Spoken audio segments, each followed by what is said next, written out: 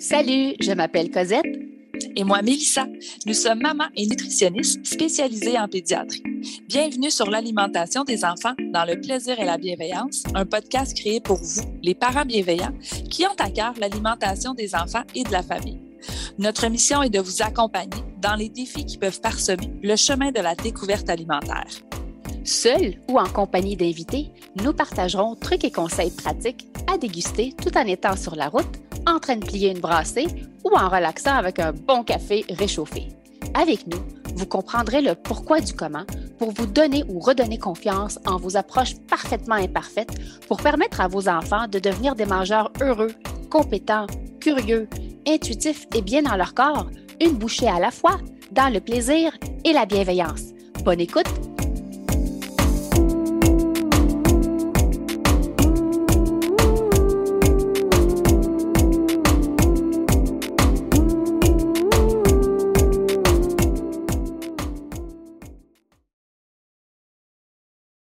Salut le parent bienveillant et bienvenue au podcast L'alimentation des enfants dans le plaisir et la bienveillance. Bon matin tout le monde! Bon matin tout le monde! Première question aujourd'hui, c'était « Mon enfant ne mange pas, quoi faire? » Puis là, on ne parle pas d'enfants de 2 ans. On est vraiment chez les enfants en introduction des aliments. Donc, l'âge à peu près 7 à 8 mois. Qu'est-ce qu'on fait? Là, je vais juste faire une petite introduction rapide sur les recommandations d'introduction des aliments pour qu'on puisse tous partir sur la même base. On sait que les recommandations pour débuter les aliments complémentaires chez les enfants, c'est aux alentours de l'âge de 6 mois. Exception parfois lorsqu'il y a certaines conditions médicales, comme par exemple la prévention des allergies alimentaires. Mais sinon, un enfant né à terme et en santé, c'est aux alentours de l'âge de 6 mois qu'on peut offrir à bébé autre chose que du lait. Et là, quand je dis lait, j'inclus le lait maternel et les préparations commerciales pour nourrissons. Donc, attendre que le bébé soit physiquement prêt ou si vous avez reçu une recommandation différente de l'âge de 6 mois, c'est une discussion à avoir avec votre médecin ou la nutritionniste qui vous suit. Alors, si on fait le calcul, le bébé commence à manger vers l'âge de 6 mois. Rendu 7 à 8 mois, ça fait quoi? 1 ou 2 mois que bébé a débuté sa découverte alimentaire. Alors, c'est nouveau. OK? Peu importe l'approche que vous avez choisie, je ne ferai pas la différence entre de la purée, pas de la purée, mais je veux dire de la façon traditionnelle. Donc, je nourris l'enfant versus de la manière autonome. C'est tout nouveau pour l'enfant, peu importe l'approche qu'on a choisie. Et que ce soit traditionnel, que ce soit par l'autonomie, on s'entend que l'objectif est le même, c'est de permettre à l'enfant de découvrir les aliments. L'objectif des premiers mois, c'est diversifier. C'est de la découverte alimentaire. Ce n'est pas manger, donc mastiquer et avaler. Si ça vient, prenez-le comme un bonus, tant mieux. Mais l'objectif premier, c'est vraiment la découverte alimentaire de nos cocos. Puis on sait que plusieurs parents s'inquiètent en lien avec les quantités quand bébé ne semble pas manger. Parce que vous serez surpris parfois, quand vous changez la couche de votre bébé, bien, on a des surprises. Puis on voit quelques petits aliments, des fois qui sont non digérés. Fait imaginez-vous ce qu'on voit pas, puis que bébé a finalement bien assimilé. Alors, ne sous-estimez pas ce que bébé peut absorber au niveau de sa bouche. Puis dites-vous que l'objectif, c'est de la découverte parce que ça reste que le lait va rester là. C'est la base de l'alimentation de l'enfant et les aliments vont venir un petit peu compléter. Mais à l'âge de 7-8 mois, c'est normal. Puis encore là, on sait vraiment, quand je dis normal, il y a des enfants qui mangent beaucoup en termes de quantité. Donc, le parent est capable vraiment de le quantifier, de nous le dire. Puis il y a des parents qui disent, oui, mais il fait juste jouer, il va mettre dans sa bouche, il va recracher. C'est normal. J'ai un exercice pour vous ce soir, là où quand vous allez prendre une collation, bref, vous allez manger quelque chose peut-être en écoutant. Prenez une bouchée de peu importe, un muffin, un biscuit, une toast, une barre de Kit Kat. C'est l'Halloween, là, vous allez piger dans la récolte de vos enfants. Moi, j'adore les barres Kit Kat. Fait que prenez une bouchée d'un aliment et choisissez n'importe lequel. Et là, j'aimerais ça que vous vous concentrez.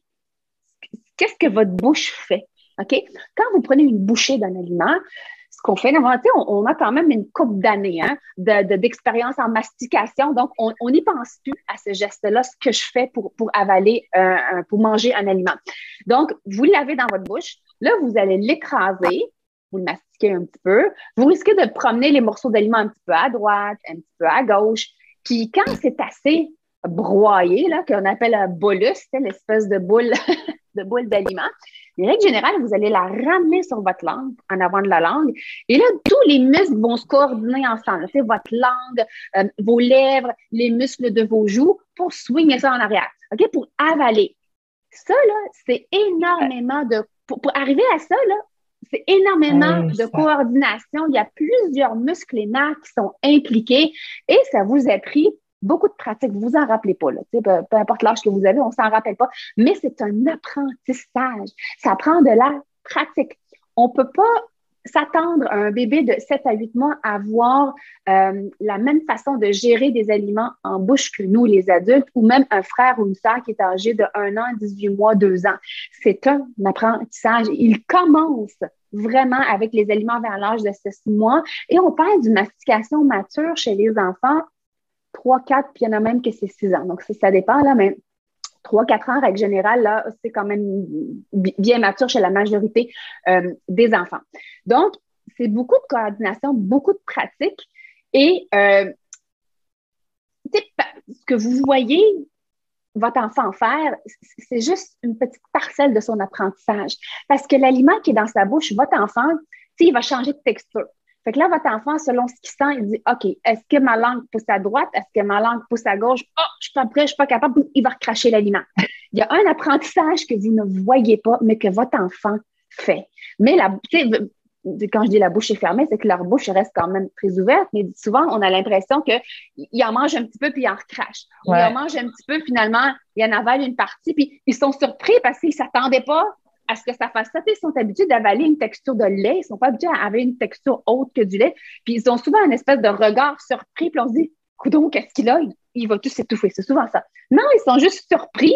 Puis des fois, c'est une bonne surprise. Puis des fois, ils n'ont pas aimé ce que ça a donné. Fait que des fois, ils vont se mettre à pleurer. Ils vont recracher l'aliment parce qu'ils ne s'attendaient pas à ça. Et ça fait partie de l'apprentissage. Donc, on ne peut pas quantifier ce que devrait manger un enfant de 7 à 8 ans, mais ce à quoi on peut s'attendre, c'est que c'est un enfant qui a le goût de découvrir les aliments. Donc, qui va de l'avant quand j'approche la cuillère, qui ouvre la bouche, qui ferme. Il va cracher une bonne partie des aliments. Il risque de faire de bulles. Bon, quand c'est pas une texture, des fois, ou une saveur qu'il apprécie ou qu'il n'a pas encore apprivoisée, c'est normal. On continue de proposer. Quand c'est des aliments plus en morceaux que je dépose, donc c'est un enfant qui va s'approcher, qui va se pencher un petit peu vers les aliments. Il va peut-être vouloir agripper, apporter à sa bouche. Donc, on s'attend à une certaine curiosité chez l'enfant, mais sachez que le lait va quand même rester là et je complète.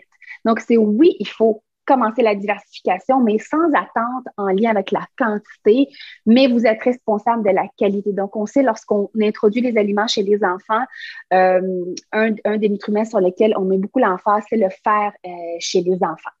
Là, j'ai une question. Des frissons, c'est normal, signe qu'il n'aime pas? Absolument pas. C'est vraiment qu'il a frissonné parce qu'il est surpris de un. De deux, c'est une texture nouvelle, pas du tout. Donc, vous continuez, puis au lieu de rire, très souvent, on rit. Où on surprend l'enfant avec nos rires, puis là, ils se mettent à pleurer. Fait qu'on dit « Oh, bravo! Oh, ça fait des frissons! Ah, c'est nouveau dans ta bouche! » Verbalisez. Parlez à vos enfants si vous saviez tout ce qu'ils peuvent comprendre, vos cocos, mais ils ne peuvent pas le verbaliser, qu'ils comprennent. Donc, on continue. Donc, c'est à la cuillère, on y va à la cuillère. Parfois, c'est lorsqu'ils vont toucher des choses qu'ils vont frissonner parce que c'est nouveau. Encore une fois, ils ont des jouets de dentition, ils ont des jouets en bois, des toutous, mais toucher quelque chose de glissant, exemple, un morceau de mangue ou, je sais pas, moi, un brocoli, c'est vraiment des nouvelles textures. C'est comme une nouvelle salle de jeu, la cuisine, leur plateau. C'est d'autres expériences sensorielles que les enfants font, autant dans leur bouche, c'est quand je parle d'expérience sensorielle, mais au niveau des mains également. Ma fille de 7 mois fait chaque fois qu'elle a quelque chose dans sa bouche, mais ne crache pas et ne mastique pas. C'est qu'elle fiche probablement attendez quelques secondes, puis lui dit « Ah, est-ce que vous mangez avec elle? » Ça, c'est ma question. Est-ce que vous faites par imitation? Parce que les enfants, oui, ils ont leur développement à eux, mais il y a également le côté imitation. Imaginez-vous, vous êtes en train de lui donner un jouet. On va lui montrer quoi faire avec le jouet. C'est la même chose en alimentation. Parce que je propose quelque chose à mon enfant, puis l'enfant, il l'a dans la bouche, je vais mastiquer. Oh, on mastique, mais que c'est bon. Et on essaie de manger en même temps que les enfants. Je ne sais pas combien de fois on l'a répété, Mélissa. Les enfants apprennent par le jeu, puis apprennent par l'imitation. Ils ont leur développement à eux, mais il faut quand même les mettre dans une position de réussite. Et la position de réussite, c'est vraiment notre présence, nous, en tant que parents. Donc, de prendre le temps de manger. Parce que très souvent, on va dîner la toast du déjeuner qui traîne sur le comptoir. Fait que c'est vraiment de s'asseoir et de prendre le temps nous-mêmes de découvrir, redécouvrir les aliments pour montrer à notre enfant que voilà ce que je fais avec les aliments et voilà comment on fait pour les manger. Parce que des fois, ils ne savent pas comment faire. Fait que lorsqu'ils l'ont dans la bouche, posez-vous la question, je ne sais pas si c'est un morceau que l'enfant a mis ou si c'est une cuillère de purée que vous avez mis dans sa bouche, mais est-ce que le morceau était trop gros? Est-ce que c'est parce qu'il l'a détaché, il est trop gros, il ne sait pas quoi faire avec? Fait qu'on peut juste le faire un petit contact visuel, puis mastiquer. On peut avaler. Il faut dire, est-ce que c'est bon? Puis, si l'enfant crache, donc il ne sait pas quoi faire, posez-vous la question, est-ce que l'aliment était trop gros? Est-ce qu'il est assez mou, assez tendre pour qu'il soit capable de l'écraser langue au palais ou avec ses gencives? Donc, on peut juste barrer, OK, le morceau est assez mou, il est assez gros pour être capable que l'enfant l'agrippe et l'apporte à sa bouche. Et dites-vous, l'appétit de l'enfant va varier, puis ça, c'est pas juste à 6, 7 mois, 8 mois, 9 mois, ça va varier vraiment jusqu'à même l'adolescence. Parce que leur croissance n'est pas linéaire. Mais on sait qu'il y a un gros pic de croissance. Chez les enfants, jusqu'à l'âge de 1 an, c'est quand même une croissance qui est rapide, d'où l'importance d'introduire des aliments riches en fer à partir de l'âge de 6 mois chez les enfants. Mais les quantités vont être variables d'une journée à l'autre. Les enfants sont capables de gérer leur quantité de nourriture et de lait. Donc, on leur fait confiance à ce point-là et le lait est toujours donné avant. Puis ensuite, je complète.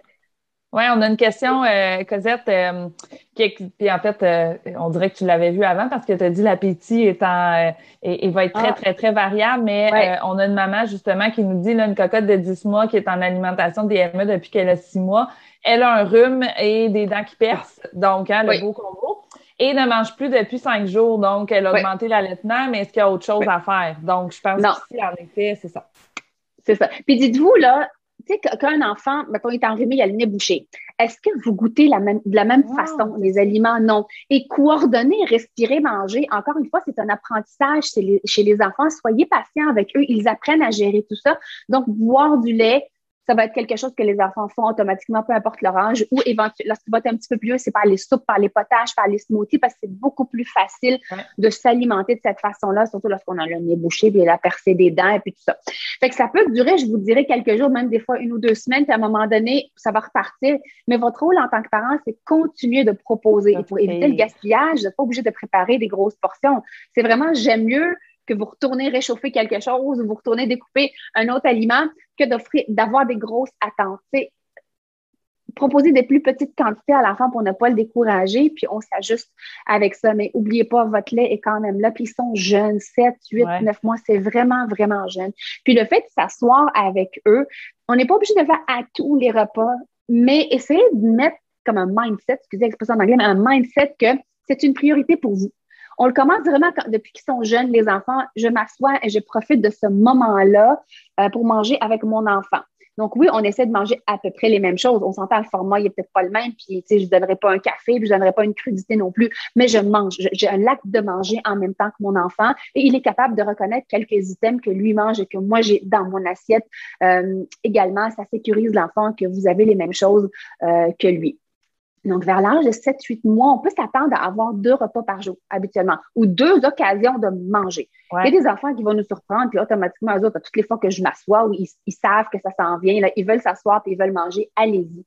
Vous êtes les meilleurs juges pour dire c'est 2 repas ou 3, mais on essaye d'exposer les enfants à 2 occasions pour aller chercher du fer dans leur alimentation. Et dites-vous que la durée du repas va varier selon l'intérêt de l'enfant, selon son endurance. Dites-vous, l'endurance va augmenter. Tu sais, votre enfant est quand même en développement, pas juste au niveau oral, au niveau de sa mastication, mais au niveau de son tonus, être capable de rester assis un petit peu plus longtemps et profiter de l'heure du repas avec vous un petit peu plus longtemps. Mais n'oubliez pas que le lait reste quand même la base de l'alimentation de l'enfant à cet âge-là et de continuer d'offrir les aliments complémentaires, peu importe la quantité que votre enfant a avalé ou pas, de ne pas focusser sur la quantité qui est avalée, c'est ça que je veux vous dire. Mais laissez-vous la chance d'être surpris dans la couche, surpris parfois à des repas, ils vont en manger beaucoup plus, puis parfois moins. Ils vont bouder certaines textures d'aliments, certaines saveurs d'aliments. S'il y a un conseil que je peux vous donner, là, commencez les légumes tôt. Tôt. Oui, on parle d'aliments riches en fer, mais combinez-le tout ça aussi avec des légumes. C'est pas une saveur qui est, je vous disais, c'est pas qui est innée chez les enfants. Ils aiment le sucré, les enfants, c'est normal, c'est une question de survie, le lait maternel, goût de sucré, donc on veut que les enfants survivent. Donc, c'est pour ça que le sucré passe habituellement beaucoup plus facilement que les légumes. Mais ça, on en a déjà parlé dans un autre épisode. Oui, c'est ça que je m'en allais ajouter. C'est ça, dans le live sur les légumes, on en a parlé. Puis moi, j'aimerais ajouter que tu sais, là, on parlait du 7-8 mois parce que c'est vraiment le début de l'exploration puis de la découverte alimentaire. Mais moi, ce que j'aime bien rappeler aux parents, justement, parce que, tu sais, ils ont donc peur, il va manquer de fer, il va manquer de quelque chose. Mais en fait, l'objectif de commencer à les faire manger à l'âge de 6 mois, c'est de les amener éventuellement pour qu'à 12 mois, ils soient prêts à ce que là, l'alimentation prenne 100%, vienne couvrir en fait 100% des besoins. Parce que dans le 0-12 mois, le lait va continuer quand même d'être une part très, très, très importante de l'alimentation des enfants, mais c'est pas juste une question de nutriments. Je leur donne pas les légumes parce que c'est important qu'ils mangent des légumes. Je leur donne des légumes parce que je veux leur apprendre à les apprécier. Tu l'as dit, on veut leur apprendre la mécanique aussi de comment manger parce qu'à partir de 12 mois, là, on souhaite pas que l'enfant ne soit encore nourri qu'au lait, là. On parlait bien entendu d'un enfant qui est né à terme et en santé. Donc, c'est pour les amener là à 12 mois, mais il faut que vous soyez patient. C'est pas parce que je lui ai mis quelque chose devant lui que tout d'un coup, il va l'aimer, il va apprendre. Puis ça, on vous le répète tout le temps, mais on apprend à aimer les aliments tout au long de l'enfance, de l'adolescence, puis même tout au long de notre vie. Il y a des aliments que c'est rendu adulte qu'on a appris à les aimer. Fait qu'il faut pas s'attendre, tu sais, des fois, ouais, mais ça veut-tu dire qu'il aime pas ça? Hey, je peux pas dire s'il aime ou il aime pas ça, il est en train de les découvrir.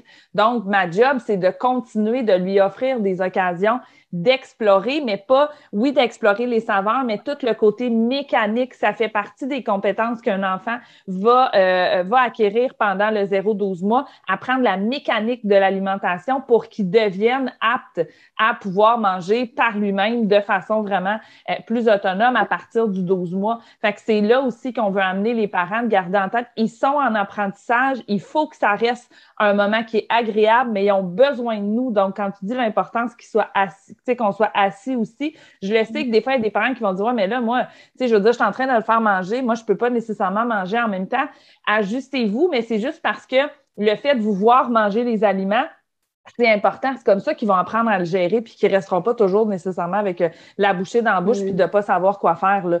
Donc, ils ont besoin de nous voir. Donc, si c'est pas toujours en même temps qu'on les nourrit, ben ils sont là au moins quand on mange aussi. Ils nous voient faire. Donc, ça va faire partie aussi là, de leur apprentissage.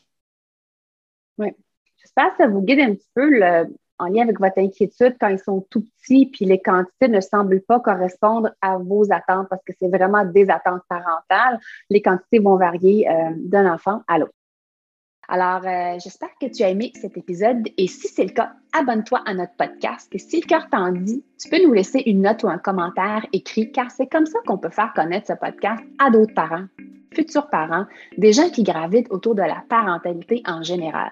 Tu peux aussi nous écrire en tout temps. Si tu as des sujets ou des inquiétudes en lien avec l'alimentation de ton ou de tes enfants, ce podcast, on l'a créé pour toi et on souhaite du plus profond de notre cœur de maman et de nutritionniste qu'elle puisse répondre à tes besoins maintenant. Merci tellement d'être là. On a déjà hâte au prochain épisode pour continuer de connecter avec toi et de jaser alimentation des enfants dans le plaisir et la bienveillance. Bye bye et à la prochaine. Bye Nell. Bye Coco.